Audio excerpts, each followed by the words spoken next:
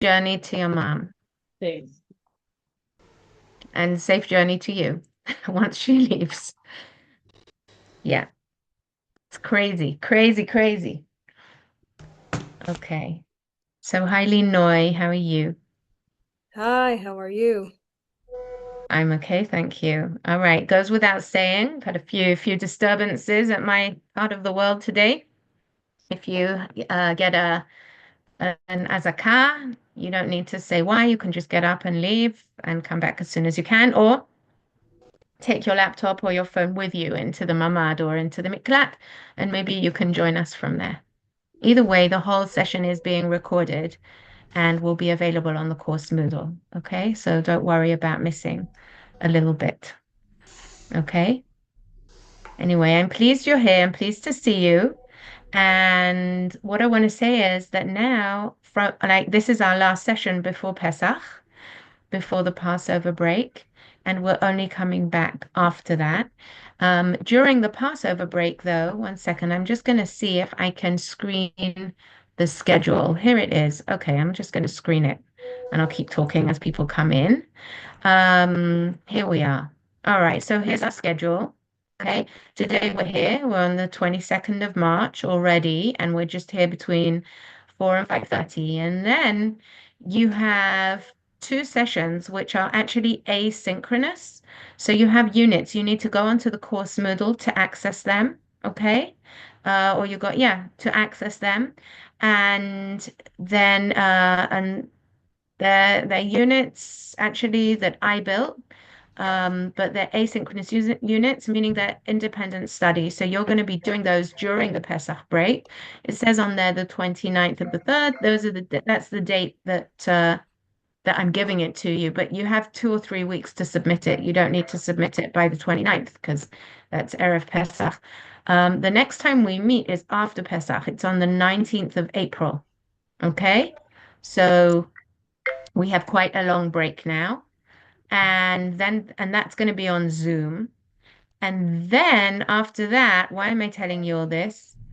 Because you need to, what I'm going to do is that session on the 19th, I'm going to be explaining to you field work that you need to go into your classroom, teach, and then report on it. So you get quite a long time. You get from the 19th of April till the 3rd, well, actually, from then all the way until the 10th of the 5th, the 10th of May, to do that work.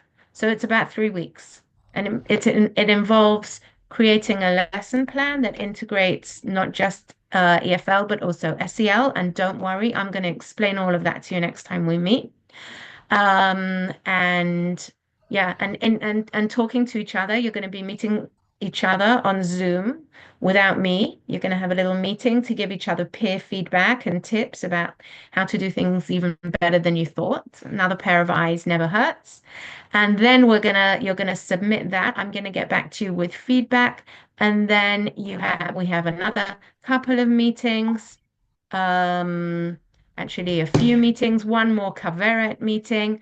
And the truth is, you may have seen that this isn't a course just about integrating SEL into EFL teaching, but it also includes the use of AI, the use of artificial intelligence.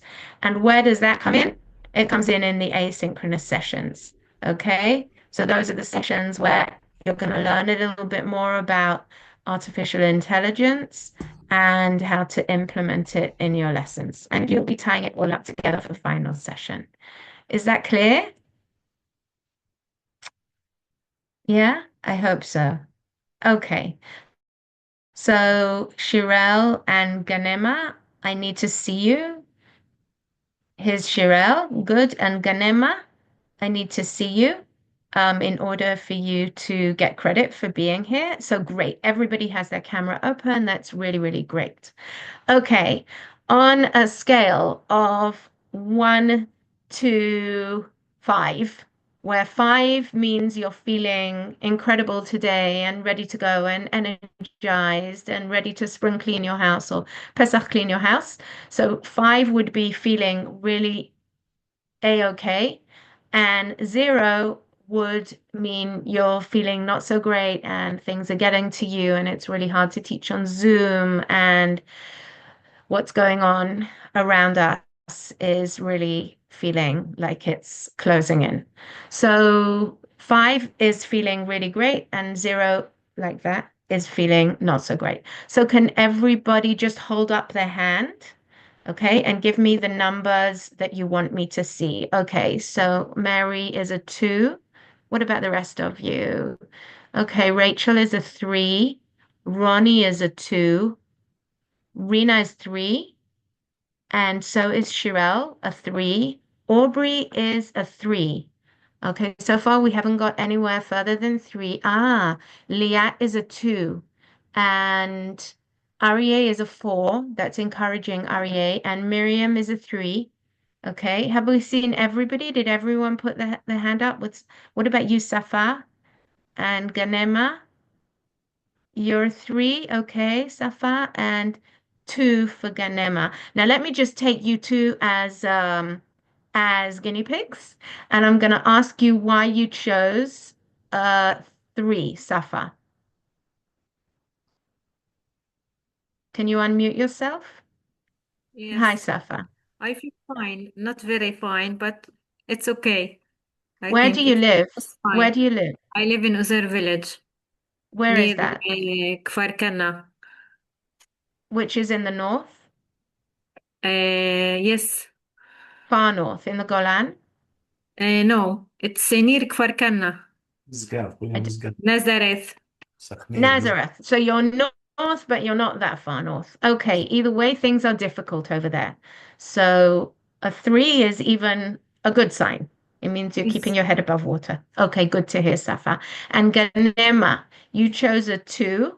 Can you tell us why? Yeah, I I think, don't see your mouth. I can only see the yeah, top of your head. because of the situation, and you know that we had a holiday, Eid al-Fitr, and it went Yes. so I was so tired, and it was not that holiday that I hoped for. Yes. Didn't feel So like a yeah, holiday. Yeah. yeah, Now because you of the need a situation. holiday. Yeah. I'm sorry. And where do you live, Ganema? Rahat. In Rahat, in the Yeah, south. Okay, the yeah, south has definitely taken a beating over the last 24 yeah. hours. Oh, that's very difficult. So I'm sorry for all of you. I'm sorry for me as well. I'm sorry for all of us that we're going through this. And I hope today maybe we can take some tools for ourselves to get stronger and to feel stronger than we do now. And Aryeh, I couldn't help but notice that you gave us a number 4, even though you're in Ma'alot. Do you want to explain the 4? Yeah, thank God. I feel like I'm doing what I need to be doing, and happy to be here and gaining new skills. And it's a tough Good. situation, Yeah. but I believe we will get through this. And we'll be stronger, and بإذن Hashem, inshallah, we will get through this. Inshallah, Bizrat Hashem, for sure. We're going to get stronger, and it's good that you're feeling so positive because I know in your part of the country it is not quiet. Absolutely. Mira, we only see you vertically. We don't see you, you know, the way you see us. That's better. Where are you?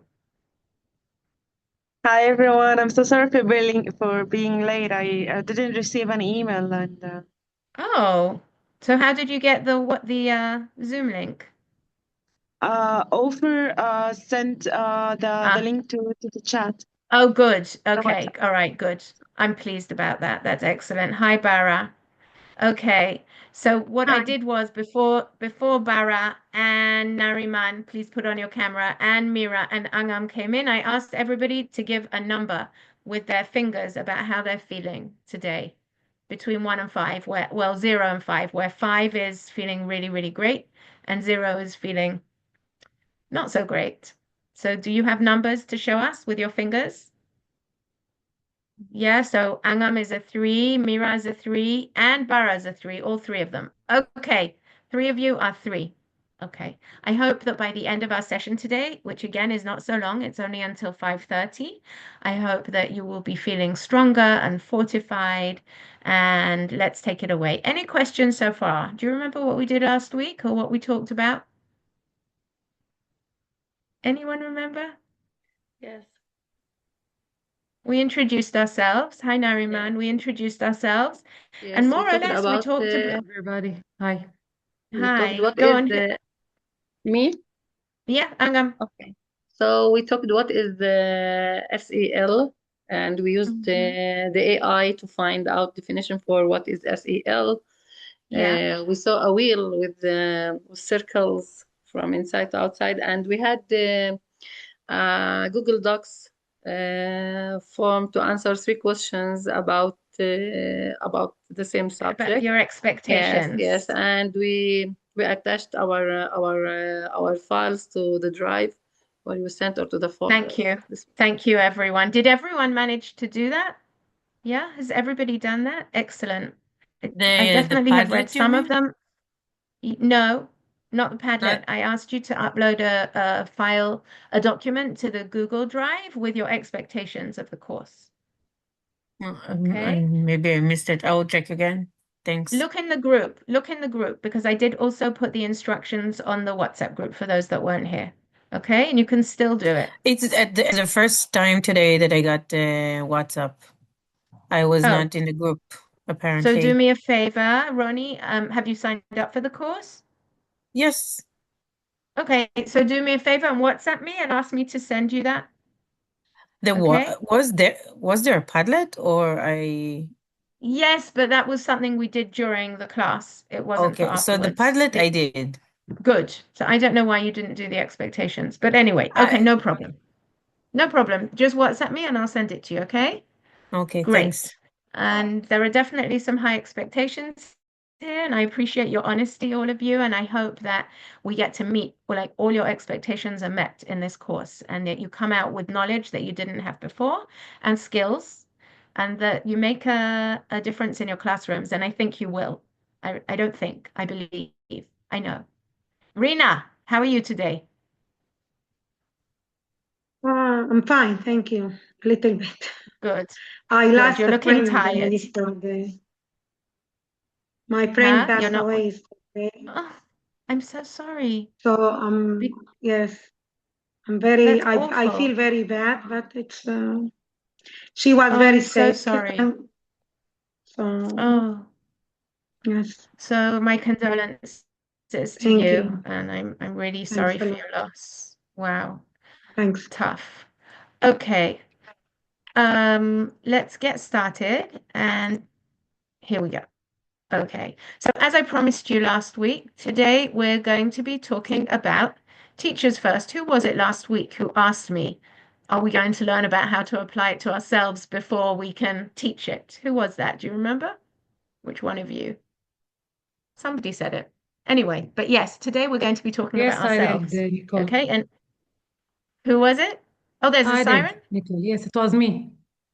Nariman, it was me. Yofi, good. Yeah.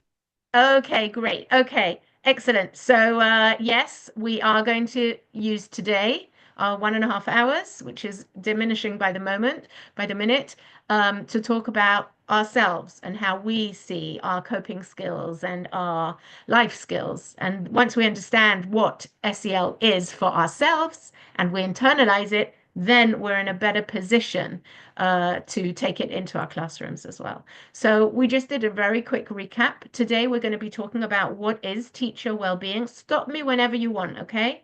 What are social and emotional competencies? We kind of know now already what social and emotional learning is, but how are they broken down into competencies? We did look at the wheel last week, but we're going to look at it again in more detail. And we're going to also, hopefully, by the end of this session, be able to answer why do we need SEL? Why is that important for us? Where we can see social and emotional competencies in texts that we read with our students. And next time, we are going to be designing some activities that we can be taking into our classrooms. That's not going to happen today. So here we are, just again, a brief recap about what we did last week. We talked about what we need, the conditions we need in order to have a growth mindset, in order to grow, right? We need to be able to give to ourselves. We need to be nourished. We need, as like plants need water and they need sun and they need looking after and they need attention, so do we, okay? It's very hard to do it ourselves. Our surroundings have to be, let's say, supportive so that we feel good about ourselves and that we feel that we're making a difference, okay? So have a look at this. Social and emotional learning refers to the process through which individuals learn and apply a set of social, emotional, and related skills, attitudes, behaviors, and values that help direct students.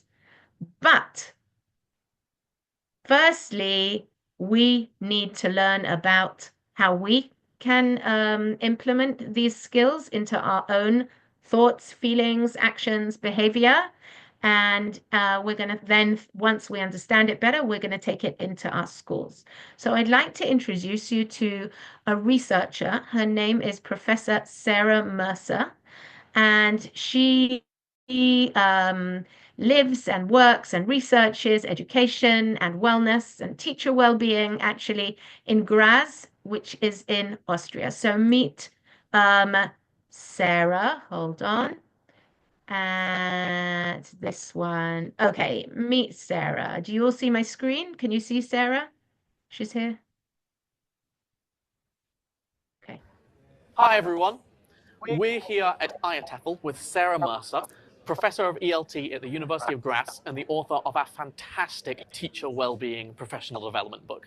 How are you doing, Sarah? I'm good. How are you, Chris? I'm doing well. I'm doing well. How does it feel to be back at Ai&Sel in person? It feels wonderful. Yeah. It feels even better than I thought it would. It's just, I've enjoyed a lot of the opportunities that we've had with being online. You and I have spent time together online, chatting and doing things, but there is something very special about meeting people in person. There really is. Yeah, and also the chance to have these interactions outside of the talks, in the coffee breaks, also going to the book exhibition, exploring what's being published at the moment. It's just a whole other dimension. It's lovely. It's wonderful to be back. It is great, because last year was online, and just being here with everyone else is just so much fun. It is, yeah, it is. So you are the author of our fantastic teacher well-being book. I am, with Tammy. Along with Tammy Gregerson. Yeah. So I had a couple of questions for you Okay. that hopefully our teachers will find useful. So firstly, why is teacher well-being so important? Oh, goodness, where do I begin? I think it's basically, for me, it's the foundation of good practice. So you know yourself that if you're tired, if you're worn out, if you're overstretched, you just can't be as creative as a teacher. You just haven't got the patience for things. You fall back into routine, which is not necessarily a bad thing, but you just haven't got that capacity. So paying attention to teacher well-being for me is the foundation of good practice. It helps you be in the best possible place to teach to the best of your abilities. So for me, it's the basis of what we should be attending to empower teachers to be the best teacher they can be. Absolutely, absolutely. So I think it's such an important issue, but many teachers do struggle with it. I mean, teaching's such a stressful job. What do you think one of the biggest challenges is for teachers? I think like many people, and I think we're time poor, I think is how we refer to it. So I think teachers have an enormous amount of demands on their time. There's a lot of things that they need to be attending to. There's admin, there's parents, there's the kids themselves, there's the marking, there's the preparation, there's actually being in class. So there's just a massive amount to do. So I think time poverty is an issue. And I think after COVID, I think there are also a number of other issues coming into the classroom now that are changing a little bit the dynamics of what's going on in the classroom and also some of the expectations on teaching. And it's still a period of adjustment at the moment. And I think that is also quite stressful. There's new things happening, new things to deal with.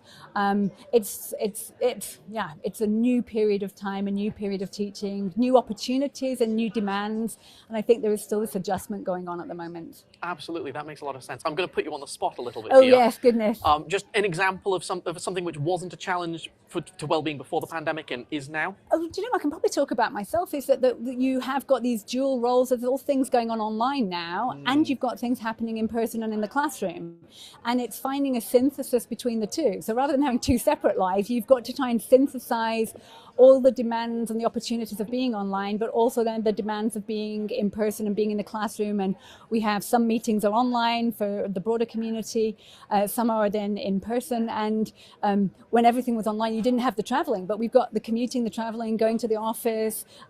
So there's a lot of nice things about this variety, but it is also quite demanding, and there's some adjusting taking place for me. Certainly I can't speak for others, but for me there's a little bit of adjustment going on as I try to find where my new balance is in these two worlds. Absolutely. I think, yeah, it's we're still learning to navigate how everything is working. Yeah. And I think what you said about needing to unify things rather than having two separate lives is very important. Yeah. Okay, so amongst all this stress, do you have a top tip for teachers to help them improve their well-being? Well, we're at Ai&Sel, so I think it's a fair thing to say that finding your tribe, finding your community, finding other teachers to inspire you, to give you ideas, to be there if you need a little bit of a whinge and a moan, but also to uplift you with positive stories, funny stories of things that have happened. So finding your tribe, and for me, I guess Ai&Sel is my tribe, my community, and yeah, maybe that's an appropriate tip for the moment. If you want to learn more about well-being. Okay. So we met Professor Sarah Mercer. I hope you found her interesting. What's her top tip for teachers? How can you make sure that you're looking after your well-being? What does she say there just now, just towards the end? Find your tribe. What does that mean, find your tribe? What does she mean? Community. Teachers that Find your community. inspired us. Okay, find your community. Find the people that are going through a similar thing to you and connect with them on a professional level. And what I want to say is that by coming to a Hishtalmut, you're doing that. This right now, this room is your tribe. Everything is safe here. Whatever you say is safe.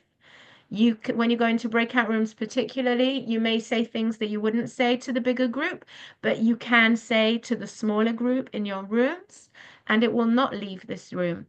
You've got to find those people who are your people.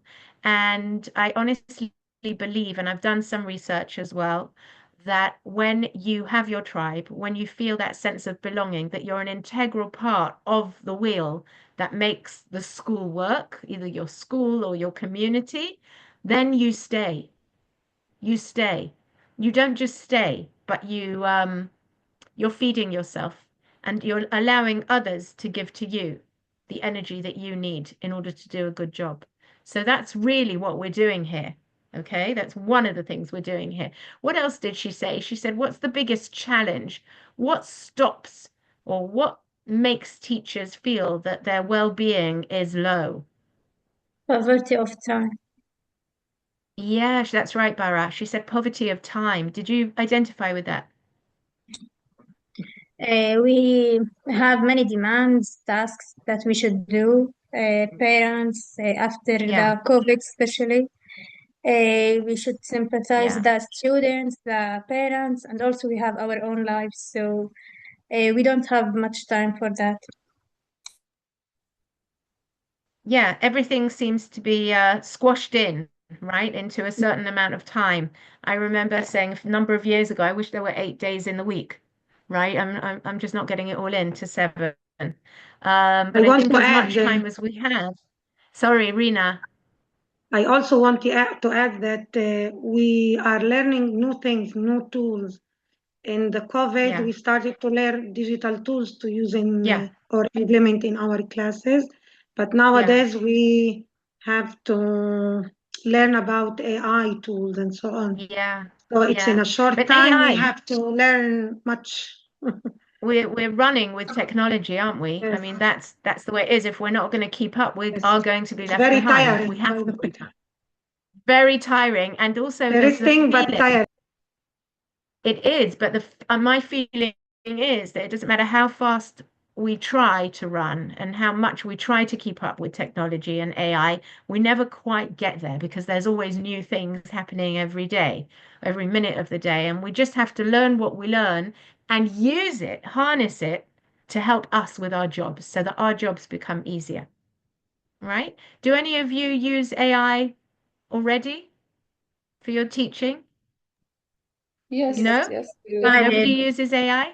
Yes. I did. do, yes. Yes, Angam, what do you use? Because we know in I elementary school the children are not allowed to use AI, Yes, they but are we not are as allowed teachers. it, but in the last month they had a special part to deal with in order to teach them how to use the AI in a good way, not to use it for the bad things or bad ways for learning. Really? But I use a lot Right. Gemini for preparing games, online games for my kids. Yeah. I use Notebook for preparing unit plans or something like that. It helps a lot. So yes, definitely we can't. Excellent. As she said, the technology is going very fast. The wheel is turning very fast, so we have to keep on going. And as she said in the video, since COVID-19, things changed. We used the classrooms only for emergency exercise if there's in a case of emergency, but now we use it every day. So yes, that's right. Now we're using it every day. And in a way, I think COVID pushed us into the new age of technology. It pushed us in. We had no choice because we had to teach from a distance.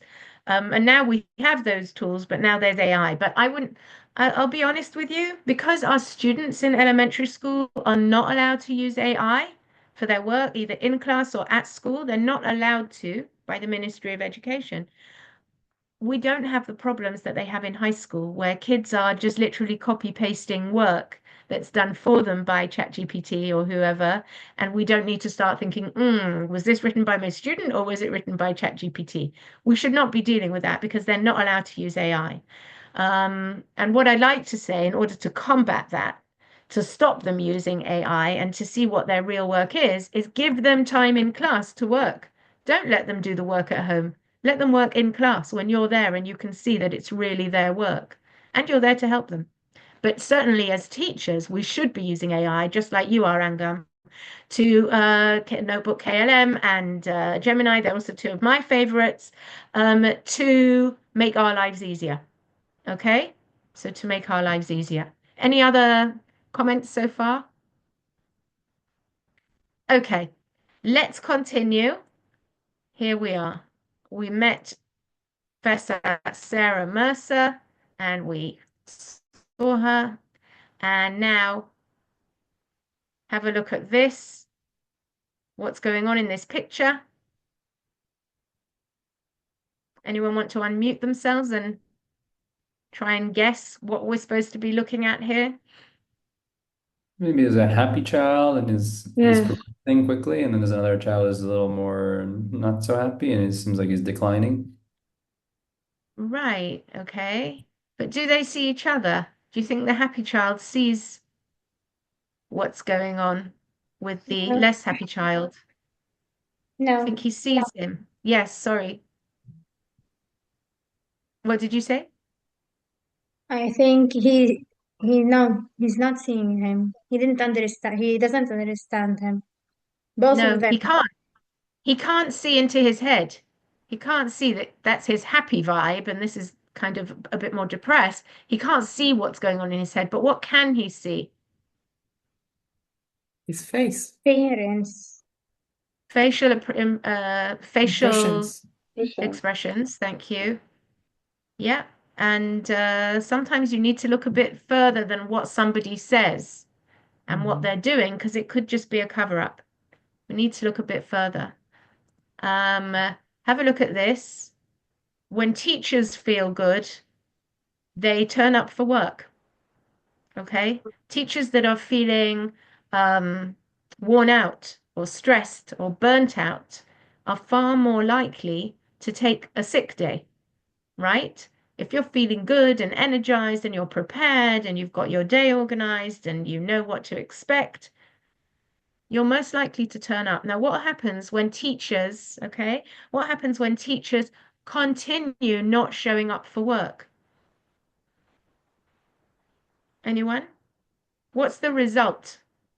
What's the consequence of teachers not showing up for work consistently? Finally, maybe Anyone? they got I can't expelled. see you, so sorry.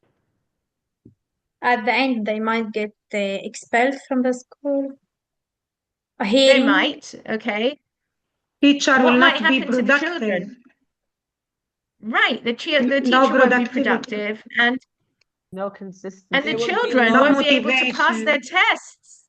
The children won't be able to learn because they're the whole time going to get supply teachers, okay? Or they're going to be given busy work from a workbook. So really, when a teacher feels a lack of wellness, a lack of well-being, at the end of the day, yes, she's going to suffer, but so are her students, okay? And we all came into this profession because we like kids and we want to make their futures shiny and with lots of opportunities. We don't want to let them down. So we don't want to feel like our mental health is suffering. And mental health and physical health are interconnected. Okay. So why is teacher well-being important? We're going to come back to that. Although I'm going to quote Dr. Tsiona Levy, Dr. Julia Shlam-Salman, and Dr. Lily Orland-Barak from a research article they wrote in 2023 or published in 2023. Language teachers have the knowledge, skills, and well-being needed to succeed and thrive, which is imperative for ensuring retention. If we want teachers to stay in the profession, then we don't just need to give them knowledge. We don't just need to give them skills, how to teach, what to teach, but we need to make sure that they are feeling good and that they are invested and committed to their jobs. Have a look at this.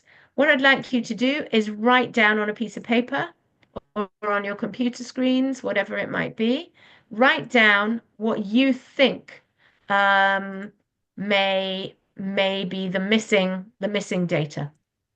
So % of teachers in November 21 in Britain, okay, remember the date, 2021, so before COVID, % said that they always go into work even when they're unwell. Give it a number. It's Right, after A, COVID. and then your number. Sorry? It's COVID after was COVID. 2020. COVID was 2020. No. Oh, you're right. I'm Last sorry. Sorry. Yes, lost it. But before our war, yes, before 23, but yes, after COVID. So % what's the %? Write it down. A and the % of teachers who said they'll go into work even when they're unwell. Next, B. What is the percentage? I want you to guess again. So write B with a number of teachers in the UK said they experience mental illness due to work-related stress.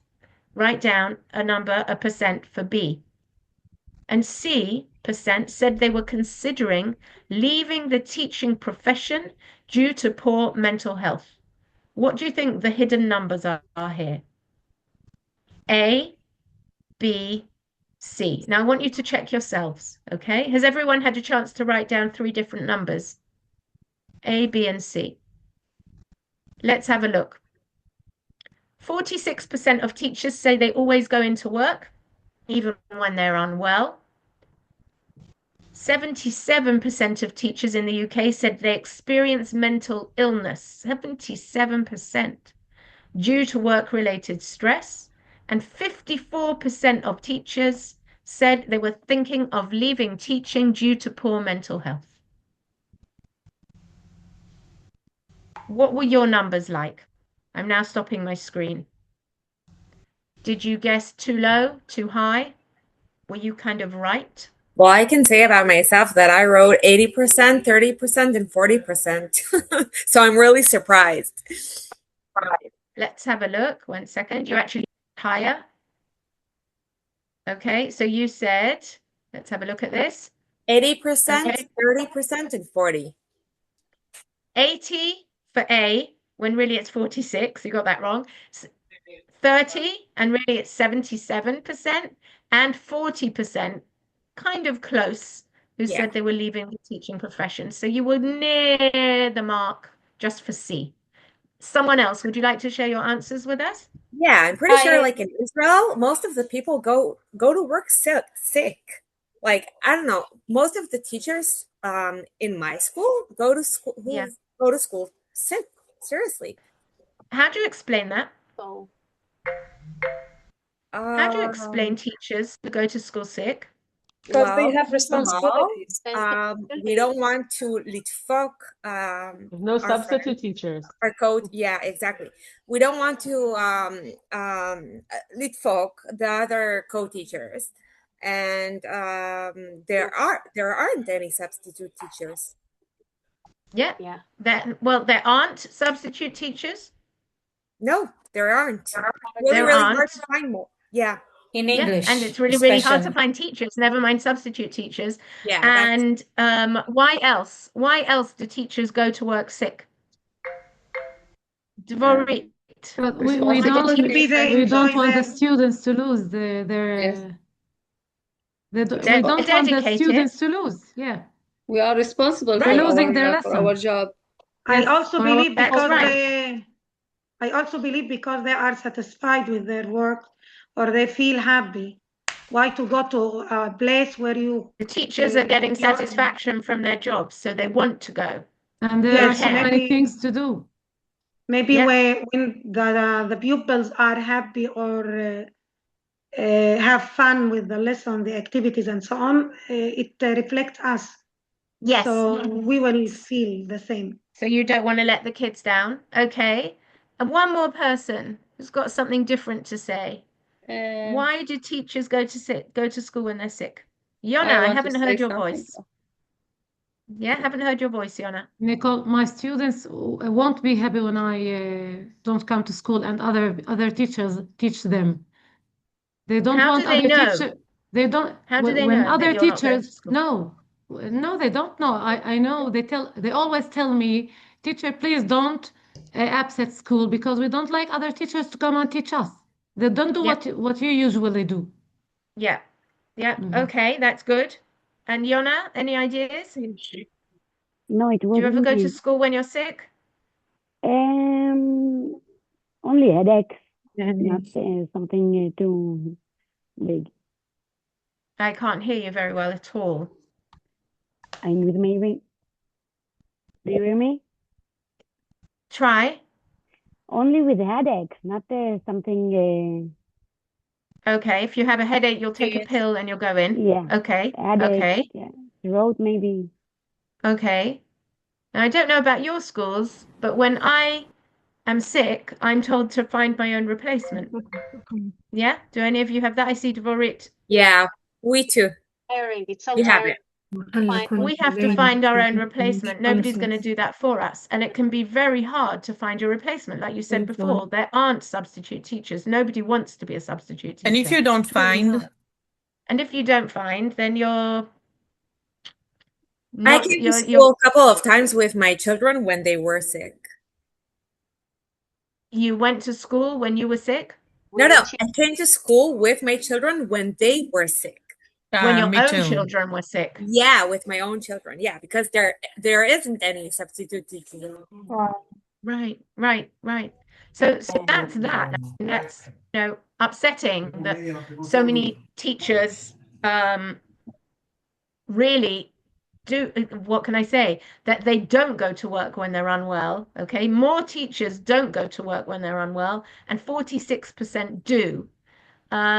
Because those 46% are very dedicated and they care for lots and lots of reasons about their work and about the children that they teach. What's this? 77% that say that they have mental illness due to work. Is that surprising?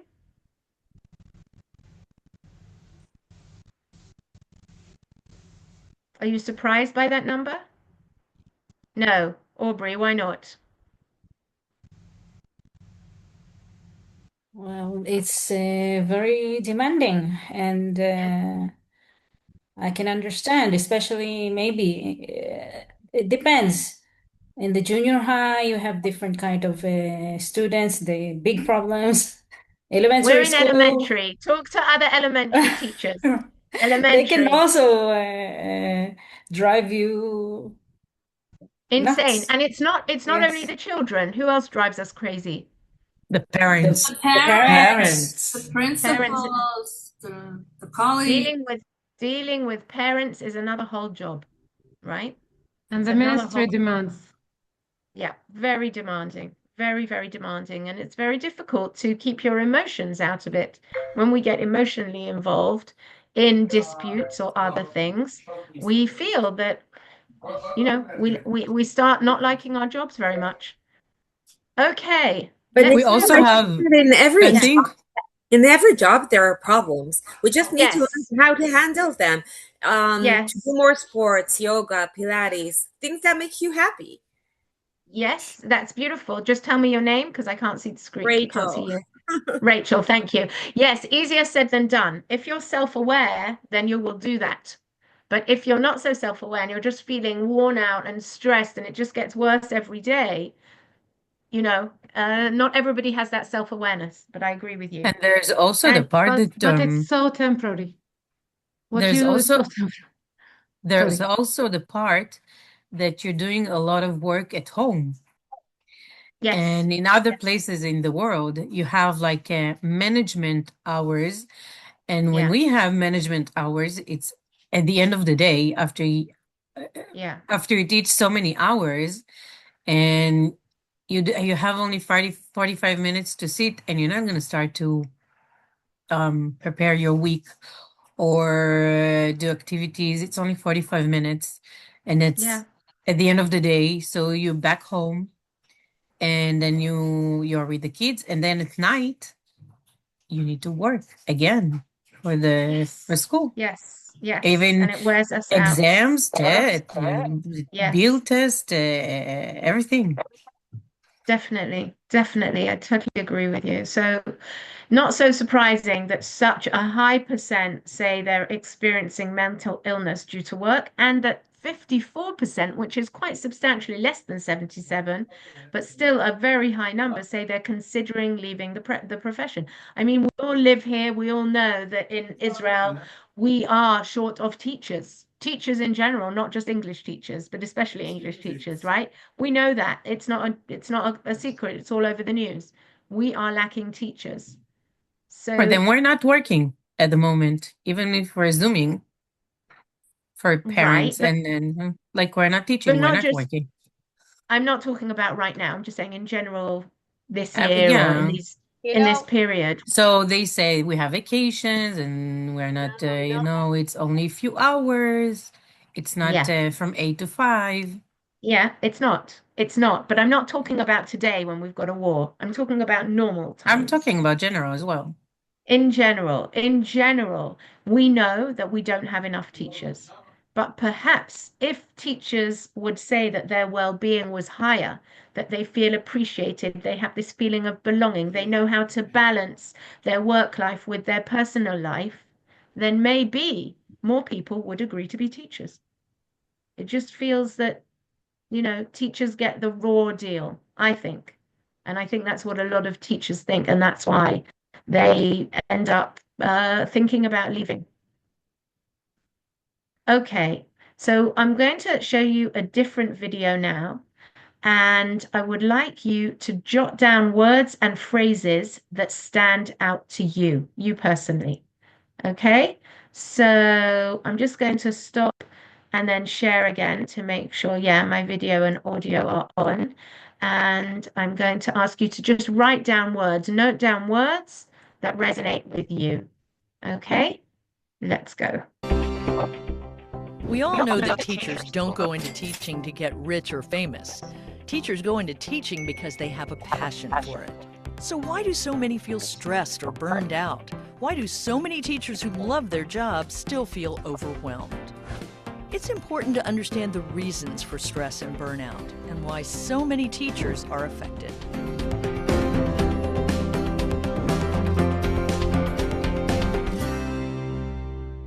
So it's interesting when you think about teaching, it is, of all the professions, one of the most complex and one of the most challenging. There's even one author, Lee Shulman, who past president of the Carnegie Foundation, who for years worked in medical education and teacher education, who made an interesting observation. He said that most physicians would never experience what a teacher does unless they were in an emergency room after a natural disaster. Wow. And that just speaks to the complexity of having to deal with multiple clients, if you will, and add to that all of the contextual factors that surround the life of a teacher. The never-ending demands for changing this, fixing that, improving test scores, implementing a new curriculum, all of those changes that are most part outside the teacher's control. Then there are the community contexts.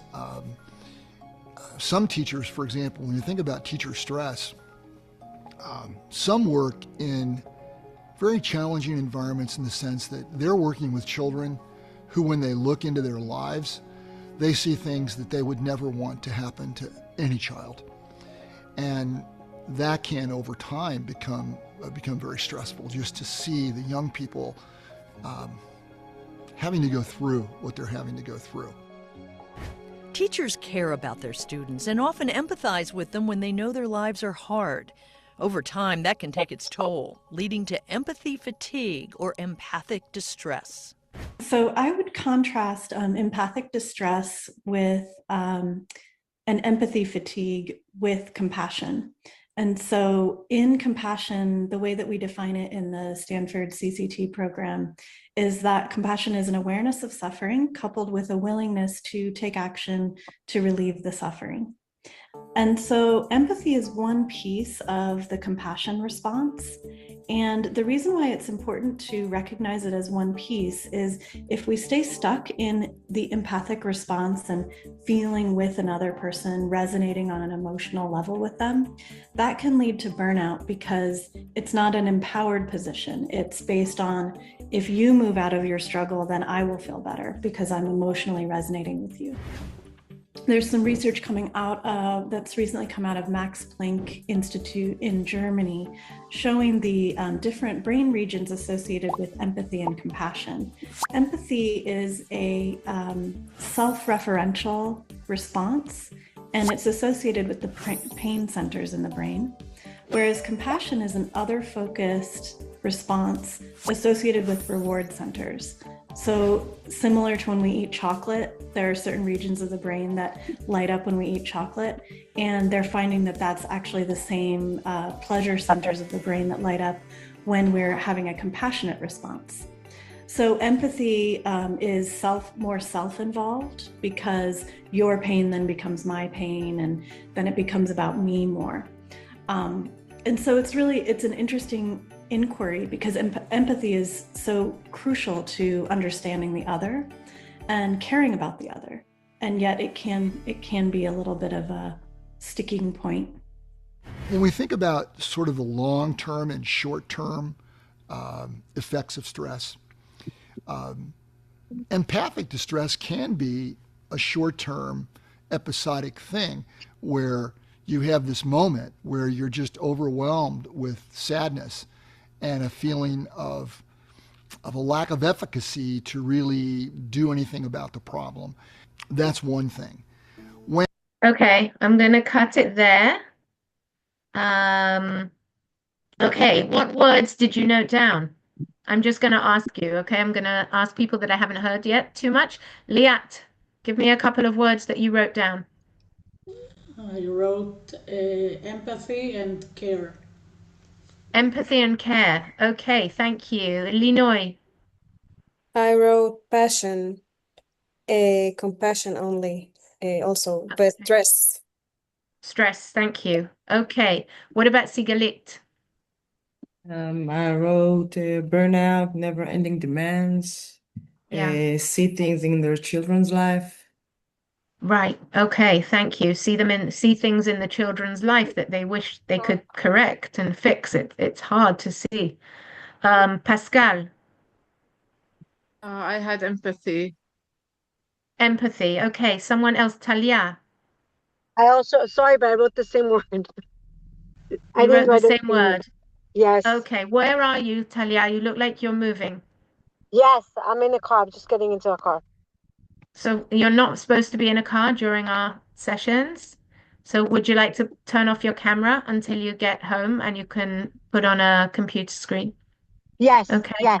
Okay, I'll be there in Thank you. 5 minutes. Okay, just turn off your camera. Thank you. Yeah. Shirelle, what did you write? I wrote empathy too. Empathy. And Talia Kobrosi.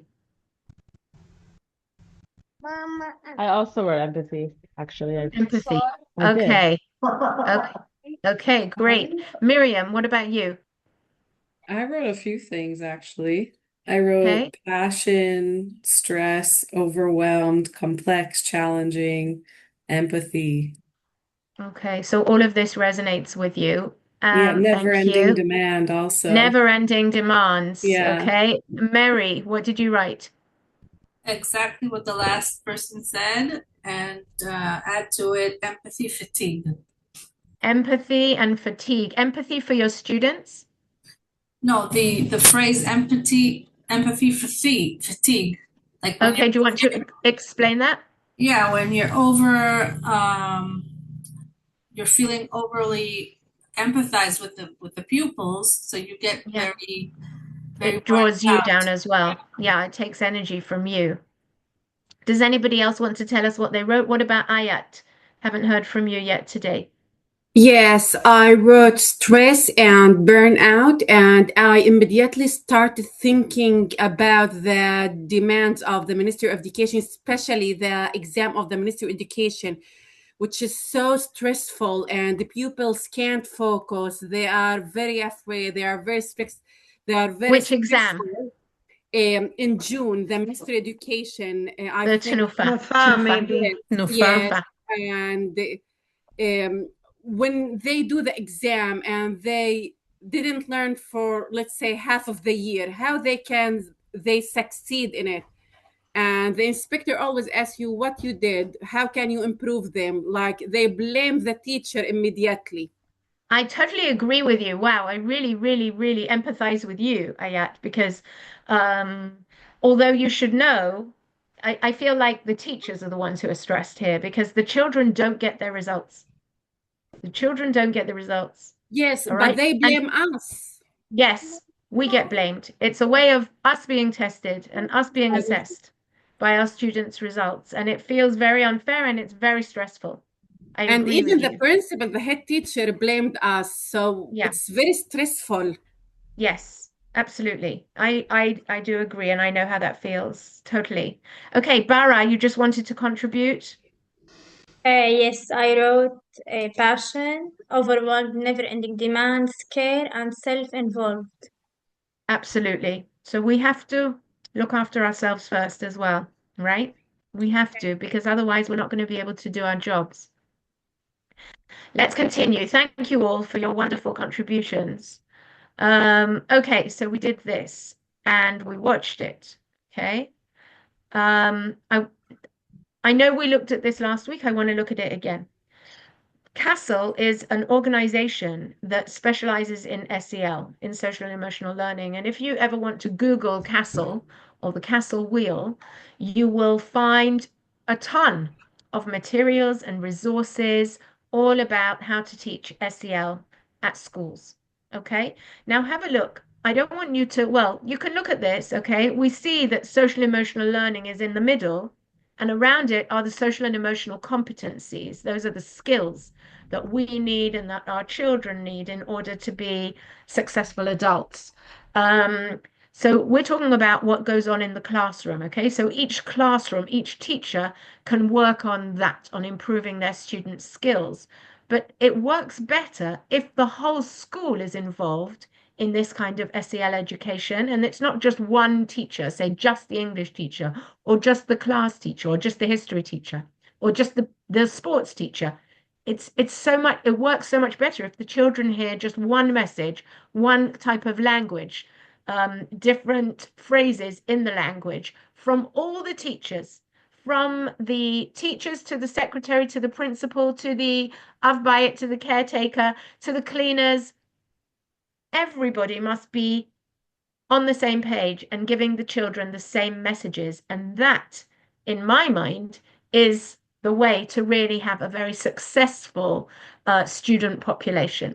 It's also amazing if the communities are involved, communities meaning families, caregivers, parents, brothers, sisters, and communities meaning, you know, youth centers or youth groups, or the synagogue or the church or the mosque, having everybody on the same page about this SEL instruction. So what exactly are these social and emotional competencies? I'm going to go through this very, very quickly. You can definitely look up online, or you can ask AI, or you can go into the CASEL site, what these competencies are. So self-awareness, I'm not going to read because you can all read. But self-awareness means, and I said this to you before, Rachel, if you recognize your emotions, okay? If you understand how your emotions make you behave in certain ways, how there are consequences to what you're feeling with the way you speak or the way you act or the way you respond to other people or things or events, if you have that self-awareness, you're already on the right path to understanding what will help you cope with those emotions. Okay, please stop me if you've got any questions. The next one is self-engagement or self-management skills. So that can include the following: delaying gratification. Okay, let's say that a student is really, really hungry in class and they're just dying to already eat their arucha esser, they're dying to eat their sandwich at 10 o'clock. If the student understands how to take their minds off thinking about the sandwich, then they are managing to delay gratification, okay? If we understand that when a principal is looking at how my students do in the TNUFA exam, and I understand why I'm getting headaches, or why I'm feeling my heart beating a bit fast, or why I'm feeling terribly exhausted lately in the run-up to the exams, or in the run-up to the principal getting the grades back, then maybe I can say, again, as Rachel said before, maybe I'll go for a run, or maybe I'll go to a yoga class, or maybe I'll make sure that I eat really healthy that day so that I'm feeling good about myself no matter what. Okay, so it's a way of behaving in response to our emotions. But first, we need to identify the emotions. Okay, responsible decision making would be an example of a dilemma that an elementary school student may be facing. Who can give us an example?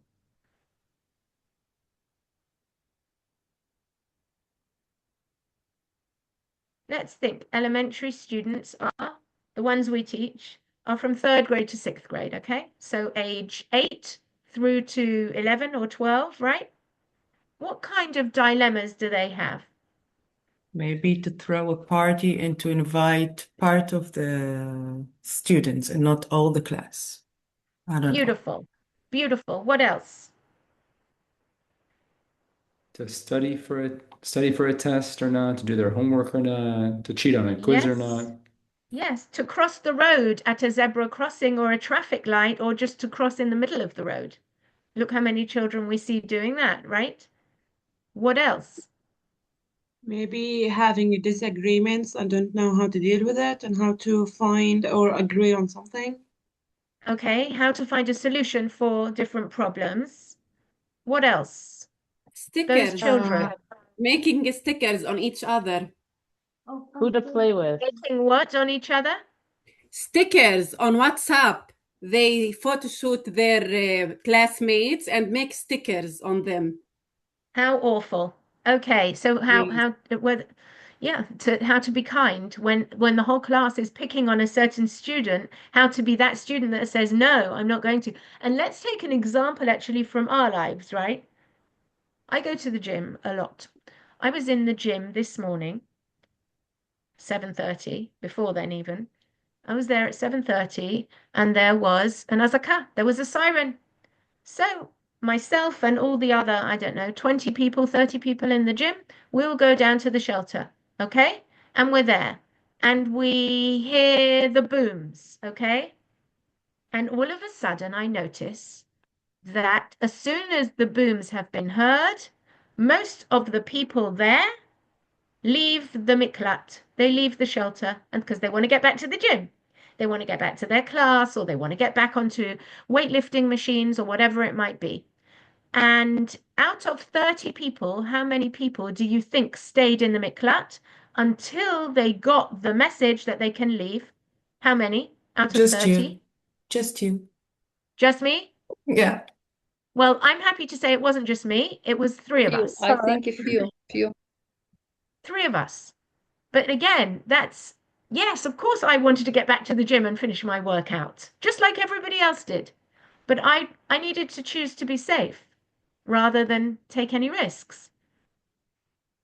Any other, and the same with the kids, Do they go out to, I don't know, to a Mayan? Do they go out to hang out with friends at the park if they know that there's no shelter anywhere nearby? Or do they choose to have friends over to them so that they can all go into your shelter or your mamad, right? Think about it. Yes, I am a homeroom teacher, and yes, I am in a group of WhatsApp with my pupils in order to keep in touch with them, because they need an adult to stay in the group in order not to fight, not to other things. And in my village on Thursday, every Thursday at about 4 or 5 o'clock, they go to the village, they go around and walk. Every Thursday, they have the same discussion. Can we get out? Can we go? Or we can't go? And the mothers the same. Are you going to allow them to go outside? It's dangerous. It's not okay. So the same discussion all the time. And at the end, few of them go around in the village and the others stay at home because it's safer at home. Well, I'm glad that they're listening to their common sense, but you have to be very, very sure of yourself to do something different to what all your friends are doing, particularly at that age. It gets worse in junior high and high school. But at that age, to say, no, my mum said I need to stay home, that's really hard, right? So hopefully there's a few of them. But I just wanted to bring it, into our reality today. Okay, so that is about responsible decision making. And of course, junior high and high school, they may be thinking, you know what, all my friends are smoking. Am I going to smoke, or am I going to look like the chnun? All right? They're all taking drugs. That's high school. And further on. What should I do? I need to think about myself, but I'm conflicted because I want to be like everybody else. Very hard. What do we mean by social awareness? Have a read of this and tell us, what do you think is social awareness?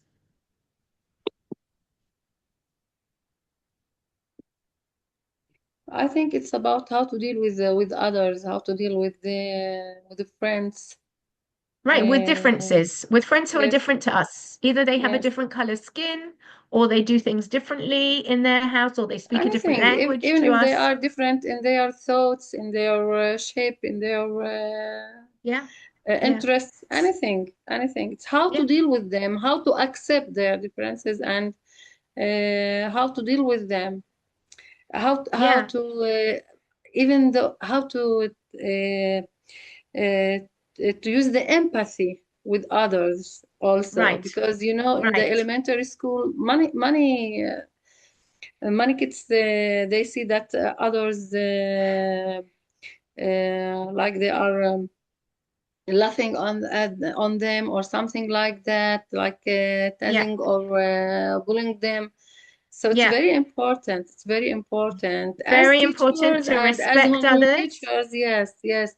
And to teach the pupils the empathy, to teach them, to simulate empathy, but not only empathy, Angam, not only empathy, also how to respect people who are not the same as you. Okay? Because you want them to respect you. Values and empathy. What I'm saying, values empathy and as well, but not only. Also respect. Respect isn't necessarily empathy, because if someone's so different to me, I won't understand what their background is and what their culture is. And the simulation, I think, simulation is a very good tool to simulation is excellent for that. Yes, it's a very good tool for that. Absolutely. What's the difference between that, social awareness, and relationship skills? Have a read. Even without reading it, I can say that you don't have to be a friend of someone, but you have to respect him. So yeah, without you need reading to respect them. You need to also know how, if someone asks you for help, to help them, okay? And if somebody asks you if you want help, you shouldn't be proud. If you do need help, say yes. Open yourself to getting help, right? Resistance of social pressure, we said that before. Teamwork, really important. Kids aren't always put into groups with their best friends, right? Relationship skills, how to get on with people, even if they're not our friends. Especially nowadays, because of the corona and everybody work inside at home, so the interaction and the social skills are not like we were, and we had to deal with. So again, that's something, and what you're doing is you are adding to my argument, which is these skills are not skills that we're born with. They're skills that we need to learn. And they're skills that we need to learn so that we can teach the children these skills. Okay? And that's what we're saying here. We're saying don't just presume the kids are going to get it one day. No, not anymore. We're in a different age now. We're post-corona. We're actually experiencing a lot of distancing now because of the wars that we're experiencing. And children don't have the social skills that they once did or that we once had when we were growing up. It's not so obvious that they have it or they understand it. Okay? I think we're also be honest. Okay. Sorry? If I can be honest, I really want to I want to admit that I don't really know how to teach these things. I know how to teach. That's what we're going to learn here. We're going to learn. But I really don't know how to teach. No, that's good. I'm glad you don't know. Otherwise, what are you doing here? I'm glad that I'm still introducing. I'm still opening up. I'm still asking questions. I'm not giving you tools yet.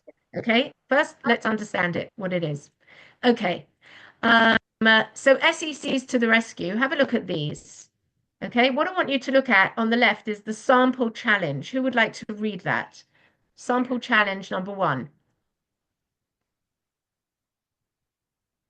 I will. Who would like to read? Go for it. Okay, WhatsApp messages are coming in from students, parents, and colleagues 24/7. Okay. How do I feel?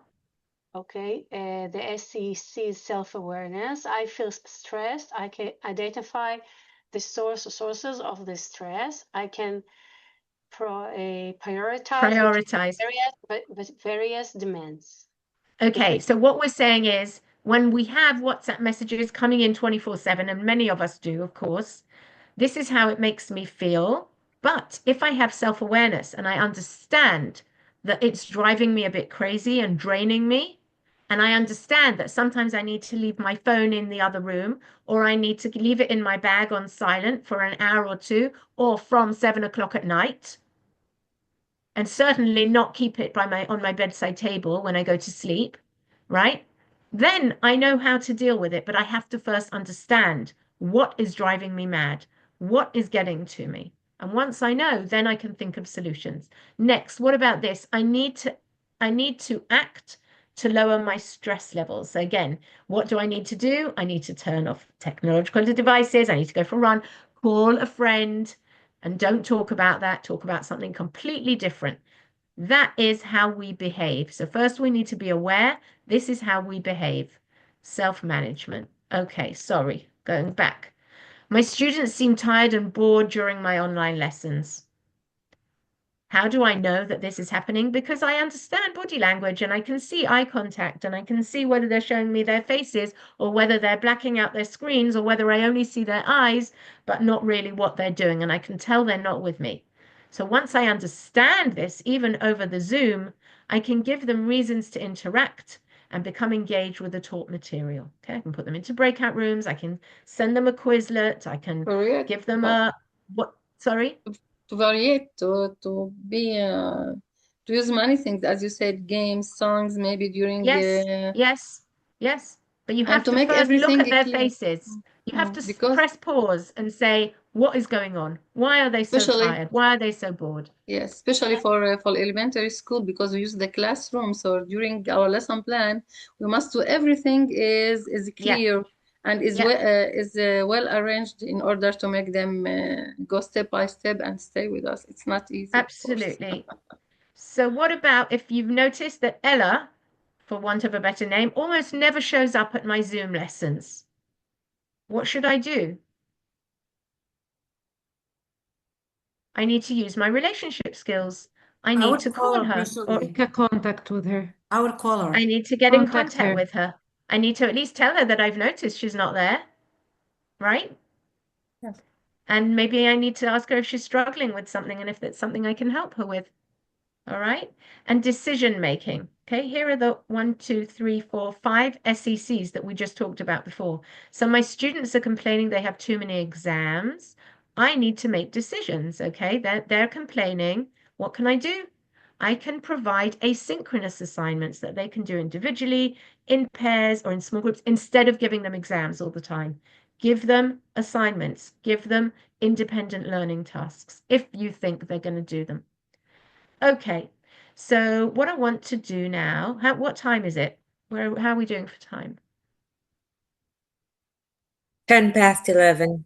19 minutes. 10 past? 10 past 5, I'm sorry. I'm tired.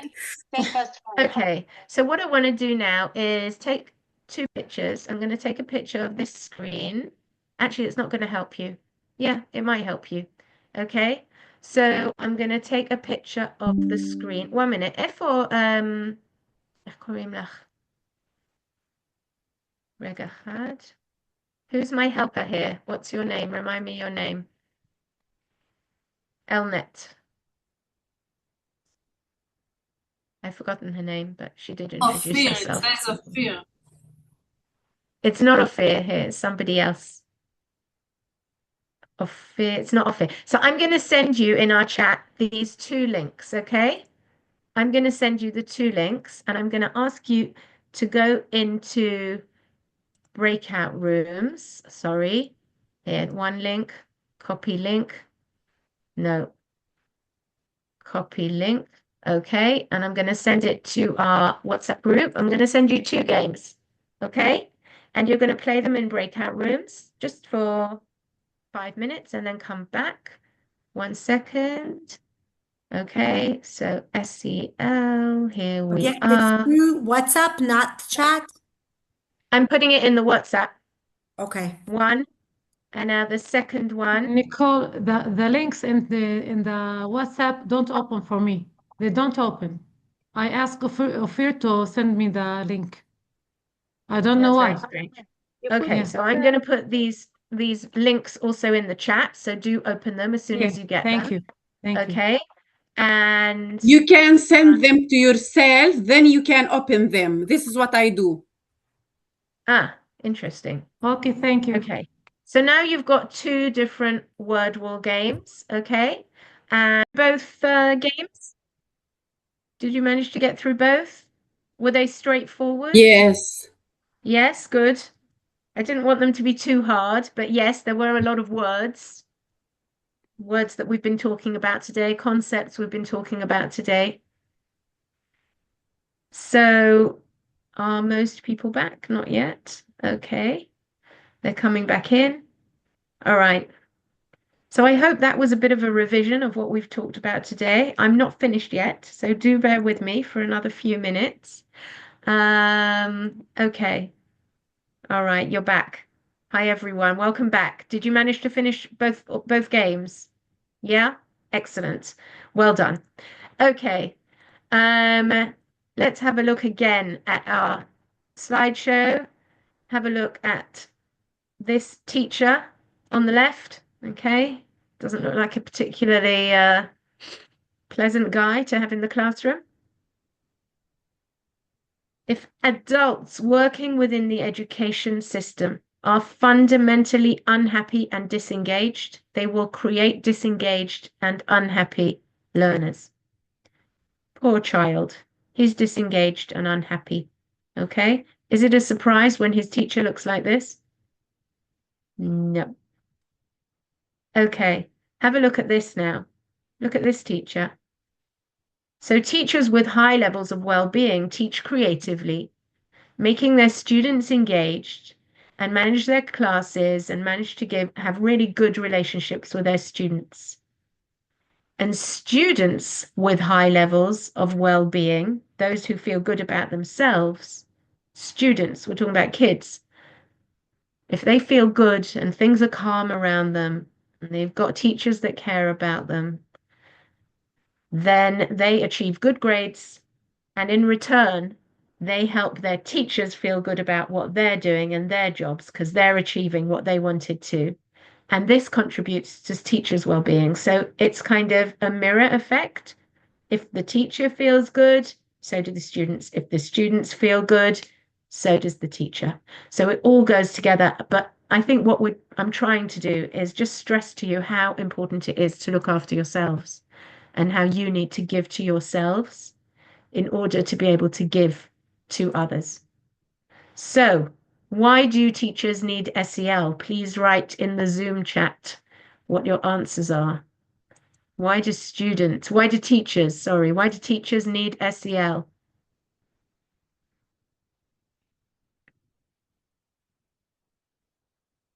You mean for themselves, right? That's your question. Yes. When you feel good, you do good. Thank you, Arieh.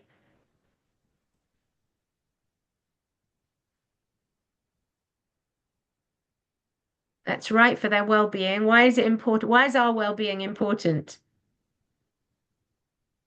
Exactly why you said. It's a mirror effect. Write it down. Write it down. Okay.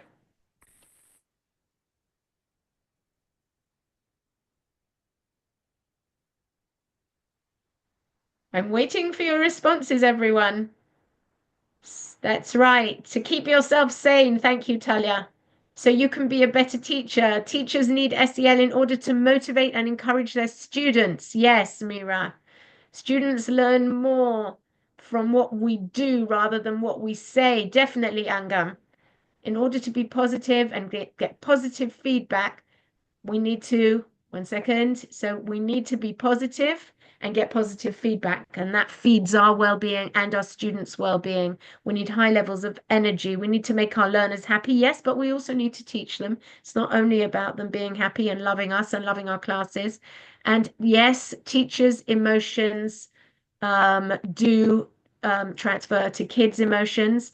And I remember when I was teaching in elementary school, I would say, okay, even if I've had a really hard morning at home, getting my kids out and making sandwiches and, doing what I needed to do and getting to school on time, even if I would not be feeling so great about myself, I would put on a smile. I'm walking into school now because what I project is how my students are going to feel and respond to me as well. It's really important to project positive and energetic vibes. Why do teachers need SEL? I hope that some of these answers are some of the things you've been thinking about during this session. Okay, we all want to have good job satisfaction. We spend so many hours investing in our jobs. We need to feel good about what we're doing. Okay, we need to understand our students. We need to want them to feel good and have a high level of well-being so that they do well. However, and this is a big but, right? Some of you ever been on a plane and seen the safety instructions where you have, we're told on a plane, if God forbid there's an emergency, the parent needs first. to Yes, sure. oxygen mask on first. I always have a hard time with that because, of course, I want to give it to my child first, right? Yes, to be able to help them. That's right. So when you're on a plane, okay, who should put on their oxygen masks first? Parents or children? Of course, the parents, because if we can't breathe, how on earth are we going to be able to help our children? We've got to first apply SEL to our own lives and model them for our students before we can be effective educators. And I am going to stop my PowerPoint there. Yes. If you don't mind, I want to say Please. something here about the mask, the adults first. Yes.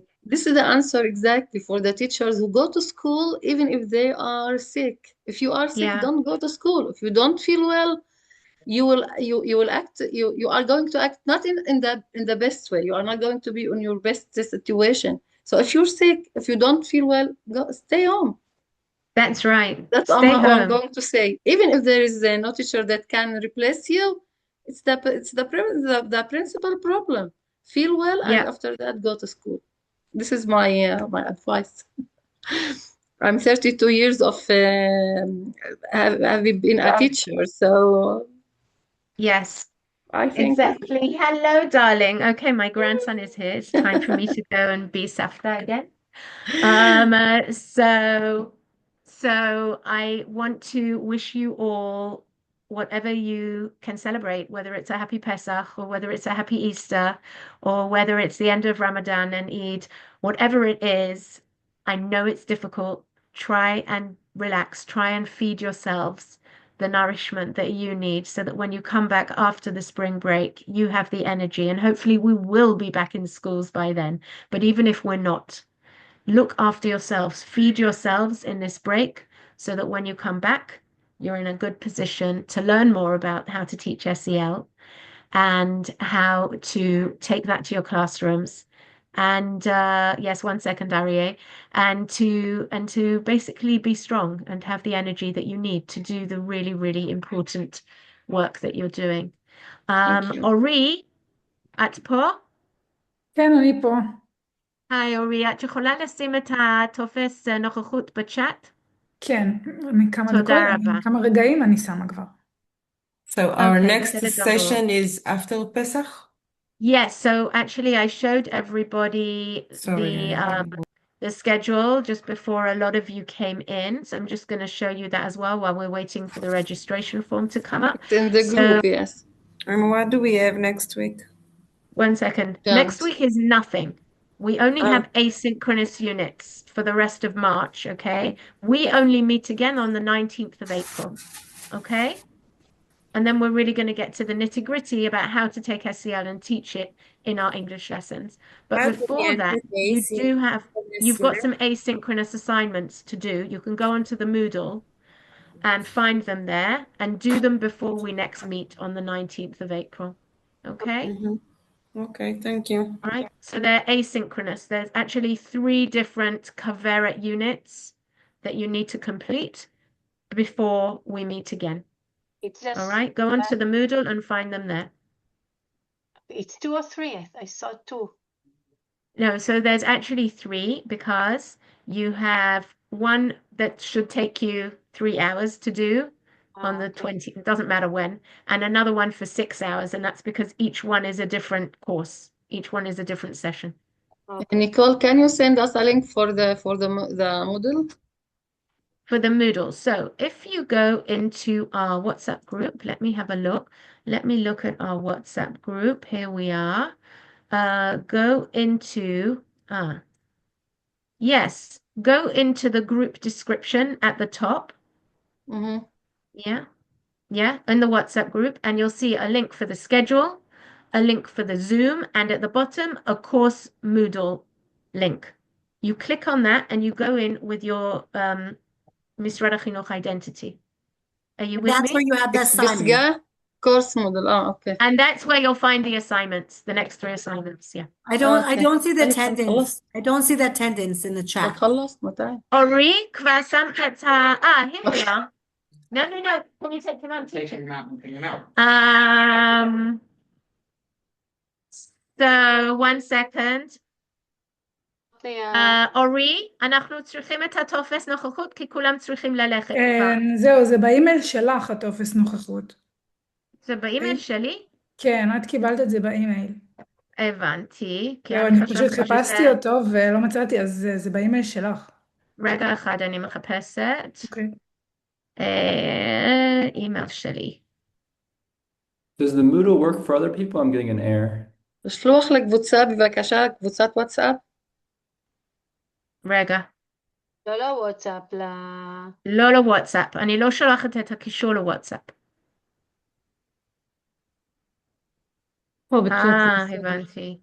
הבנתי. רגע. copy link address. I'm going to put it in the chat. Here we go. Okay, just tell me if that works.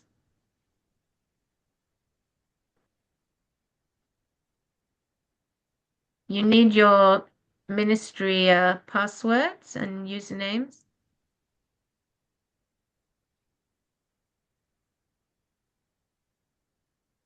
Can you see it? Are you there? Wait, trying. אורית תנמיך. אורית תנמיך. Wait, I'm trying. Okay, try and answer it. You need your ministry password and username to get in.